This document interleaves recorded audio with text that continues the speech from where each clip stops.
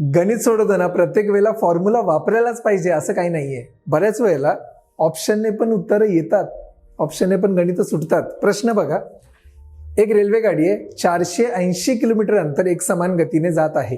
Railway गाडीचा वेग 8 kilometre प्रति तास म्हणजे 8 kmph ने कमी केला तर ऑब्व्हियसली अंतर पूर्ण करण्याला 3 तास जास्त वेळ लागणार. आणि तुम्हाला विचारलंय रेल्वे गाडीचा मूळ वेग किती असेल. आपण काय करूया, आपण ऑप्शनने जाऊया. बघा, जर पहिलं ऑप्शन मी घेतलं 40 म्हणजे रेल्वे गाडी 40च्या स्पीडने जातीये. अंतर किती आहे? अंतर आहे 480 किलोमीटर. बघा, 480 किलोमीटर अंतर जायचं आहे आणि रेल्वे गाडीचा वेग किती आहे? 40 किलोमीटर प्रति तास. बरोबर आहे.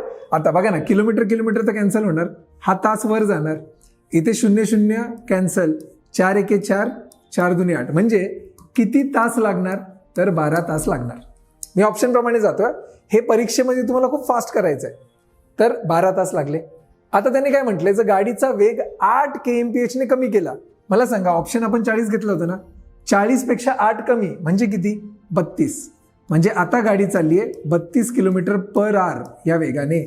आणि किती अंतर जायचंय? अंतर तर तेवढंच आहे, 480 किलोमीटर. आता याच्यामध्ये पण किलोमीटर किलोमीटर कॅन्सल, हा तास जाणार वर. बघूया आपण, 16 ने भाग देता येईल, 16 2 32, 16 3 48. परत 30 भागिले 2 किती येणार? 15 तास. बघा, आता जेव्हा गाडी 40च्या वेगाने जात होती 12 तास लागत होते. जेव्हा गाडी 32च्या वेगाने गेली म्हणजे 8 तास कमी, 8 kmph स्पीड कमी करून गेली, तेव्हा 15च्या वेगाने म्हणजे 15 तास लागले. 12 तासावरून 15 तास, किती तास ऍड झाले म्हणजे जास्त लागले? 3 तास. आणि तेच दिले बघा, तिला 3 तास जास्त वेळ लागतो. म्हणजे आपलं ऑप्शन क्रमांक 1 बरोबर आहे. लक्षात येते का? आता हे एक्सप्लेन करताना तुम्हाला जास्त वेळ गेला, पण तुम्ही परीक्षेमध्ये व्यवस्थित ऑप्शन प्रमाणे जाताना व्यवस्थित फास्ट कॅल्क्युलेशन केलं, लगेच उत्तरं येऊ शकतात. व्हिडिओ आवडल्यास नक्की लाईक करा.